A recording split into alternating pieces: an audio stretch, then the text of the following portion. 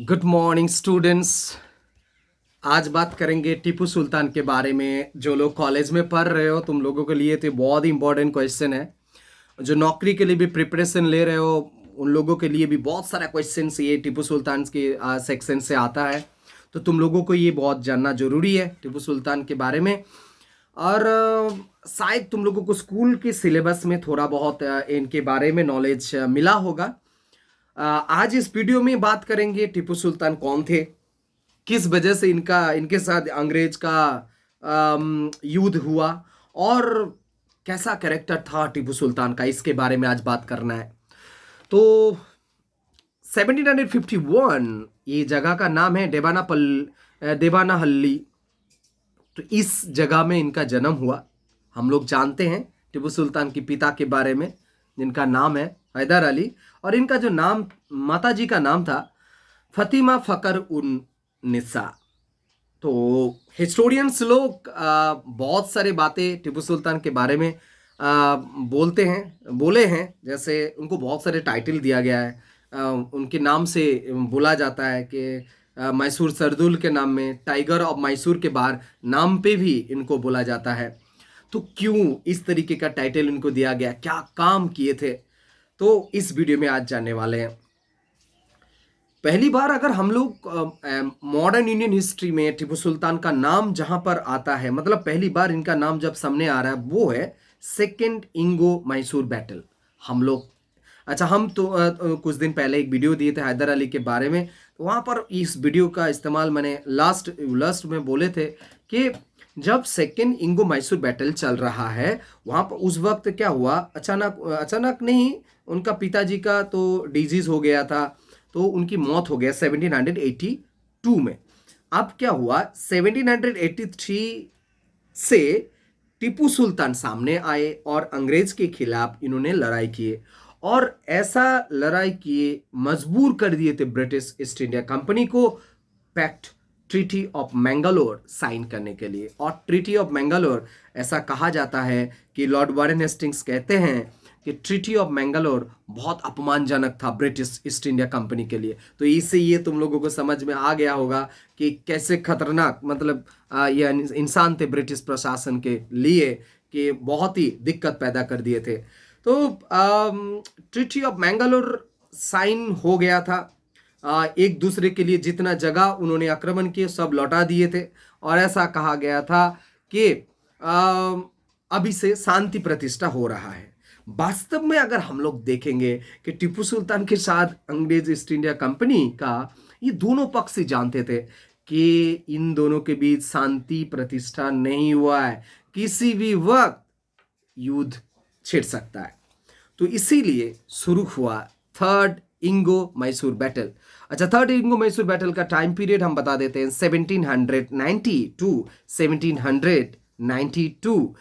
इस दौरान क्या हुआ, क्यों ये बैटल छेड़ा, इस दौरान जो घटना घटे वो है, ऐसा कहा जाता है कि टीपू सुल्तान जानते थे कि अंग्रेज के खिलाफ हमको बहुत ही पावरफुल होना है, इसलिए उन्होंने अपने सेना की तरफ ध्यान दिए, किस तरीके से सेना को शक्तिशाली किया जाए।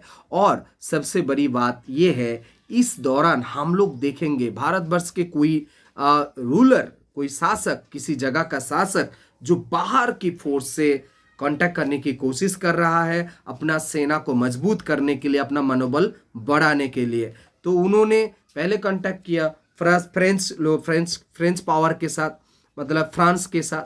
उसके बाद इन्होंने अपना दूत भेजा कॉन्स्टेंटिनोपल, काबुल भेजे, मरीशस भेजे, तो वहाँ से इन्होंने कांटेक्ट करने की कोशिश की। और दूसरी तरफ इस तरीके का हरकत जब ब्रिटिश या टीपू सुल्तान कर रहे हैं, तो दूसरी तरफ ब्रिटिश ईस्ट इंडिया कंपनी के उस वक्त के governor general Lord Cornwallis tension में थे, क्योंकि उनको भी पता था कि किसी भी वक्त युद्ध छिड़ सकता है। तो क्या घटना घटे, क्यों आमने सामना सामनी आ गए, वो घटना भी हम तुम लोगों को बताते हैं। 1788 लॉर्ड कॉर्नवालिस निजाम से, हम लोग जानते हैं मराठा निजाम वो दोस्त थे उस वक्त साउथ इंडिया में, जब इंगो मैसूर बैटल चल रहा था पहले से। तो 1788 लॉर्ड कॉर्नवालिस ने क्या किए, वो निजाम से गुंटूर करके जो जगह है उन्होंने ले लिया। और इसके बदले में निजाम को ये बातें कहा गया कि टीपू सुल्तान के द्वारा जो भी जगह, निजाम की जो जगह टीपू सुल्तान के अंडर में है, वो छुड़वा के देंगे। अब ये जो जगह टिपू सुल्तान के अंडर में कैसे आए, वो मैंगलोर पैक्ट जो हुआ था उसके चलते 1784 में मैंगलोर पैक्ट हुआ था। तो ये ट्रीटी ऑफ मैंगलोर जिसको हम लोग बोल रहे हैं, वहां पर उस पैक्ट के दौरान ये सब जगह टिपू सुल्तान के अंडर में था। अब और एक घटना घटे, अंग्रेज चाहते ही थे टिपू सुल्तान के आमना सामनी हो। तो क्या घटना घटे वो बहुत इंटरेस्टिंग है, ध्यान से सुन लो।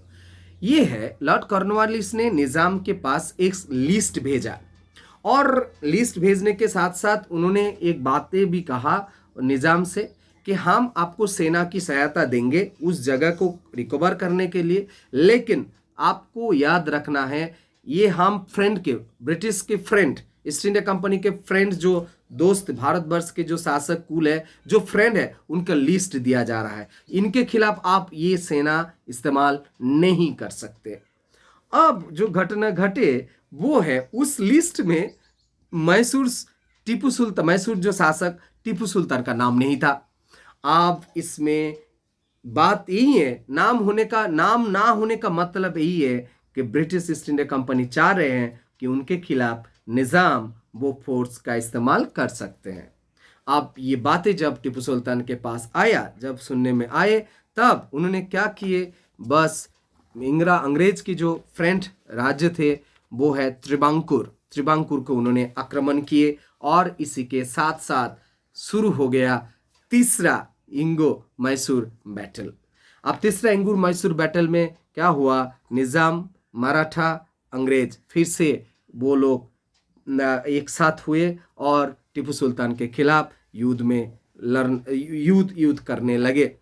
और ऐसा कहा जाता है कि अंग्रेज के खिलाफ ये युद्ध करते करते टीपू सुल्तान पराजित होने लगा था, और उनका जो राजधानी था वो है श्रीरंगपट्टनम, वहाँ पर अवरोध हो गया। श्रीरंगपट्टनम, टीपू सुल्तान एक तरह से वो बहुत ही प्रेशर में आ गए थे, और उन्होंने 1792 में श्रीरंगपट्टनम की जो ट्रीटी है वो साइन करने के लिए वो मजबूर हो गए। इस ट्रीटी में ना ये क्वेश्चन आता है तुम लोगों के एग्जाम में, और तुम लोगों को जानना भी बहुत जरूरी है। ये ट्रीटी टीपू सुल्तान के लिए बहुत खतरनाक साबित हुआ था, क्योंकि इस ट्रीटी में बोला गया था कि ये जो युद्ध छेड़ा टीपू सुल्तान ने इस अंग्रेज ईस्ट इंडिया कंपनी और जो ये मराठा निजाम के खिलाफ, तो इसका जो पूरा दारोमदार टीपू के ऊपर डाला गया कि टीपू की वजह से ही ये युद्ध हुआ। और इसके साथ साथ क्या हुआ, उनको इस वजह से बहुत बड़ा जुर्माना लगाया गया, 3 करोड़ 30 लाख रुपए का जुर्माना कैश लगाया गया था। और अजीबगरीब सी बात है, अंग्रेज, निजाम और मराठा, इनको अपने टीपू ने आधा हिस्सा, उनका साम्राज्य का आधा हिस्सा छोड़ने के लिए मजबूर हुए। और कृष्णा से पुनर जो पेनर रिवर ये हो गया निजाम ने ले लिए, और तुंगभद्रा नदी के जो एरिया है, नज़दीक एरिया, वो ले लिए मराठा ने, और अंग्रेज ने लिया कुर्क, मलाबार, मंगूरा, सालेम, इस तरीके का अंचल, डिंडीगुल, बड़ा महल, ये सब एरिया उन्होंने ले लिया। और अब क्या हुआ, ये जो इतना पैसा उनके ऊपर 3 करोड़ 30 लाख रुपए का जो जुर्माना लगाया गया, वो जामीन के तौर पर उनके जो 2 पुत्र था टीपू सुल्तान के, वो ब्रिटिश प्रशासन के हाथ में दे दिए कि जब तक ये बच्चे तो आप पैसा नहीं चुकाते, तब तक ये बच्चा ब्रिटिश ईस्ट इंडिया कंपनी के हाथ में रहेगा। तो ये देखो, भारतवर्ष में ऐसा पहली बार हुआ जो इस तरीके का टीटी, मतलब ईस्ट इंडिया कंपनी के साथ इस तरीके कोई भारत का कोई शासक ऐसा कोई ट्रीटी कर रहा है। तो इससे हम लोगों को ये तो पता चल रहा है कि टीपू सुल्तान का जो मान सम्मान था, वो जो वर्चस्व था, एक तरह से हम लोग बोलेंगे कि डिक्लाइन शुरू हो ही गया। अब ये श्रीरंगपट्टनम पैक्ट का 2 रिजल्ट हम बता सकते हैं क्या हुआ। 2 रिजल्ट, पहला रिजल्ट ये हुआ कि अब से क्या हो गया ना, टीपू सुल्तान के जो मैसूर साम्राज्य है वो पूर्ण चारों तरफ से शत्रुओं ने घेर लिया। एक तरफ क्या हुआ, जो नॉर्थ ईस्ट सेक्शन है, नॉर्थ ईस्ट सेक्शन में क्या चला गया, निज़ाम के अंडर चला गया, और नॉर्थ वेस्ट सेक्शन है वो मराठा के अंदर में चला गया, और बाकी जो हिस्सा है ना वो अंग्रेज ने घेर के रख लिया। एक तरह से ये हुआ। दूसरी बात ये हुआ खराब चीज़, वो डिंडीगुल और दोआब रीजियन, वो मैसूर साम्राज्य का वो मतलब इकोनॉमिक जोन था, वो दे देने के कारण, अंग्रेज को दे दिए थे, इसलिए मैसूर साम्राज्य का जो इकोनॉमिक है वो पूरी तरह से बिगड़ गया, डिसबैलेंस्ड हो गया। लेकिन टीपू ने आशा नहीं छोड़े। यही तो बात है टीपू सुल्तान के। शुरू हुआ फोर्थ एंग्लो मैसूर बैटल, जिसको हम लोग बोलते हैं 1799। अच्छा, क्यों हुआ, कारण क्या था, इसके बारे में आप बात करना है। ये है कि टीपू के साथ श्रीरंगपट्टनम में जो भी घटना घटा वो ट्रीटी के साथ, वो तो टीपू जैसा स्वाधीन, मतलब एक किसी को ना मानने वाला और इंडिपेंडेंट रूलर, उसके साथ ऐसा घटना घटे तो टीपू को मानने में, ये टीपू तो मान ही नहीं सकते, टीपू जैसा शासक। तो इसीलिए क्या हुआ, वो अपने आप को सुधारने लगा और अपने आप को शक्तिशाली करने की कोशिश किए। फिर लड़ाई करेंगे, हम मैसूर को उनके हाथों में नहीं देंगे, ब्रिटिश ईस्ट इंडिया कंपनी के हाथों में नहीं देंगे, क्योंकि ब्रिटिश ईस्ट इंडिया कंपनी का टारगेट यही था। भारतवर्ष में क्लाइव ने जो पलासी के बैटल हुआ था, उसके बाद सबसे बड़ा युद्ध लड़ रहा था टीपू सुल्तान के खिलाफ। तो टीपू सुल्तान जानते कि किसी भी कीमत पे वो मैसूर देना नहीं चाह रहे थे, लेकिन अंग्रेज ईस्ट इंडिया कंपनी लेना चाह रहे थे, टीपू सुल्तान को हटाना ही था।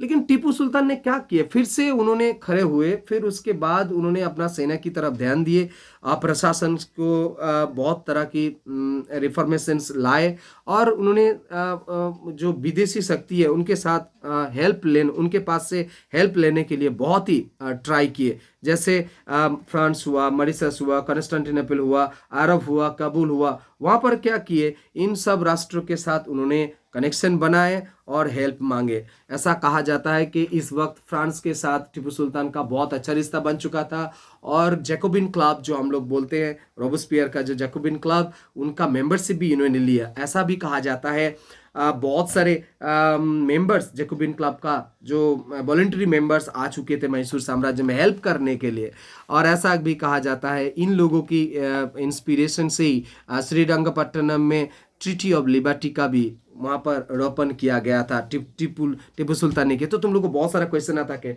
कि भारतवर्ष के कौन सा रूलर जैकोबिन क्लब का मेंबर लिए थे, और उसके बाद ट्रीटी ऑफ लिबर्टी किसने स्थापन किए अपना श्रीरंगपट्टनम में। तो इस तरीके का क्वेश्चन भी आता है, तुम लोग नोट कर लो खाते में, तो तुम लोग को क्वेश्चन आता है। अब आते देखो इस तरीके का जो हरकत टीपू सुल्तान कर रहे हैं, उस वक्त के गवर्नर जनरल थे लॉर्ड वेलेस्ली। लॉर्ड वेलेस्ली एक सीधा प्लान लेके आए थे, भारतवर्ष में कैसे ब्रिटिश ईस्ट इंडिया कंपनी के साम्राज्य को फैलाया जाए, नए नए जगह जो ब्रिटिश ईस्ट इंडिया कंपनी के अंडर में अभी भी नहीं आए हैं वो कैसे लाया जाए, इस कोशिश को, बस इस उम्मीद को लेकर ही भारतवर्ष में आए थे। इनका टाइम पीरियड बोला जाता है 1798 टू 1805। इस दौरान इन्होंने एक स्पेशल पॉलिसी लिए थे भारतवर्ष में साम्राज्य को, जो साम्राज्य अभी तक जो एरिया अभी तक ब्रिटिश ईस्ट इंडिया कंपनी के अंडर नहीं आए उनको दखल करने के लिए। उस पॉलिसी का नाम है पॉलिसी ऑफ सब्सिडरी अलायंस। तो छोटा करके पॉलिसी ऑफ सब्सिडरी अलायंस के बारे में बता देते हैं। पॉलिसी ऑफ सब्सिडरी अलायंस में अगर कोई भारतीय राजा अगर साइन करता है तो उसमें क्या होगा, उनका जो पूरा सिक्योरिटी का जिम्मा ब्रिटिश इंडिया कंपनी के हाथ में चला जाएगा, और without permission of British East India company वो किसी भी विदेशी राज्य के साथ, विदेशी स्टेट के साथ, किसी भी राजा के साथ वो ट्रीटी भी नहीं कर सकते, बात भी नहीं कर सकते। तो और तीसरी बात ये है, उनके राज्य के अंडर एक रेसिडेंट करके ऑफिसर्स को रखना पड़ता था जो खबर देता था ब्रिटिश ईस्ट इंडिया कंपनी को। और चौथी बात ये है, एक फोर्स रहता था उनके राज्य के अंडर, जिस फोर्स का पूरा पैसा, पूरा खर्चा उस स्टेट को उठाना पड़ता था। तो इस तरीके का ये ट्रीटी ऑफ सब्सिडरी अलायंस तुम लोगों को समझ में आ ही रहा होगा कि ट्रीटी ऑफ सब्सिडरी अलायंस कोई भारतीय शक्ति अगर साइन कर रहा है मतलब वो बर्बादी हो रहा है, वो पूरा कंट्रोल चला जाएगा ब्रिटिश ईस्ट इंडिया कंपनी के हाथों में। तो इस तरीके 1799 में ये प्रस्ताव गया टीपू सुल्तान के पास। वेलेस्ली चाह रहे थे कि अगर वो ट्रीटी साइन कर दिए तो हो गया मैसूर ईस्ट इंडिया कंपनी के अंडर, तो ऐसा नहीं है। टीपू सुल्तान ने क्या किया, वो उन्होंने नकार दिया कि हम नहीं साइन करेंगे, और जब ही नकार दिया तभी शुरू हुआ फोर्थ इंगो मैसूर बैटल। क्या हुआ, अंग्रेज और निजाम ने मिलके इन्होंने आक्रमण किया। 1799 में मैसूर आक्रमण किए और बोला जाता कि सदासिर और मलवेरी युद्ध में, ये दो युद्ध में टीपू सुल्तान पराजित हुए। फिर वो राजधानी की तरफ आ गए, अवरोध हो गए थे और फिर राजधानी को घेर लिया गया और वो वीर विक्रम में युद्ध करते रहे और युद्ध करते करते 4 मई 1799 टीपू सुल्तान का मौत हो गया। और इस मौत के साथ साथ भारतवर्ष में, साउथ इंडिया में स्पेशली ब्रिटिश प्रशासन के सबसे खतरनाक शत्रु टीपू सुल्तान को पराजित कर दिए उन्होंने। और इसके साथ साथ पूरा रास्ता साफ हो गया, पूरा south India east India company के पूरी कब्जे में आ चुका था। अब इस ट्रीटी मतलब इनके मौत के बाद हम लोग देखेंगे कि मैसूर जो साम्राज्य है वो पूरी तरह से बांट चुका था। जैसे निज़ाम, अंग्रेज, ये लोग सब अपने अपने एरिया ले लिए। जो हैदराबाद का जो एरिया, संलग्न का जो एरिया है, तो वो निज़ाम ने ले लिया। और बाकी जो हिस्सा श्रीरंगपट्टनम, कोयम्बटूर, कनाडा, मलाबरंच, ये जो एरिया है ये सब अंग्रेज ने ले लिया। और थोड़ा सा हिस्सा वो जो कृष्णराज ओडियर, वो जो पुराना राजा था, हिंदू राजा मैसूर साम्राज्य के, उनका कोई वंशधर बचा हुआ था तो उनको दे दिया गया था। मतलब एक तरह से हम लोग देखेंगे कि टीपू सुल्तान का जो मैसूर साम्राज्य है पूरी तरह से बिखर गया, पूरा बर्बाद हो गया, मैसूर साम्राज्य का अंत हो गया। अब हम लोग क्या कंक्लूजन टानेंगे? कंक्लूजन में यही बोलेंगे कि टीपू सुल्तान के हिस्ट्री में ऐसा कहा गया है कि टीपू सुल्तान के अंग्रेज जो हिस्टोरियंस हैं बहुत सारे, उनको खराब नज़र से देखा गया है। कि कोई कहता है कि ये बहुत ही निष्ठुर शासक थे, कोई कहता है उन्माद थे, और कोई कहता थे कि मुस्लिम रूलर, शिक्षित मुस्लिम रूलर नहीं थे। ऐसा नहीं थे, बहुत ही टैलेंटेड थे, शिक्षित थे, कन्नड़ा भाषा जानते थे, उर्दू भाषा जानते थे और फारसी भी जानते थे, बहुत ही टैलेंटेड थे, प्रजाहितैषी थे। बहुत सारे संस्कार उन्होंने अपने रिफॉर्मेशन लाए। कृषि, जैसे जॉन सोर्सायर बोलते हैं कि ट्रेड और ये किसान और जो वर्कर्स थे उनके लिए उन्होंने बहुत काम किए। तो भारतवर्ष में टीपू सुल्तान का नाम भारतवर्ष की मॉडर्न इंडियन हिस्ट्री में लिया जाता है कि ऐसा शासक था जो ब्रिटिश ईस्ट इंडिया कंपनी के आंखों में आंख मिला के लड़ाई किए थे और अपना जीवन बलिदान दिए थे। तो वीडियो यहीं पर ख़त्म करते हैं। आशा करते तुम लोगों को थोड़ा बहुत मदद मिला होगा। जब तुम लोग टेक्स्ट बुक पढ़ोगे तुम लोगों को और भी समझ में आएगा। Thank you.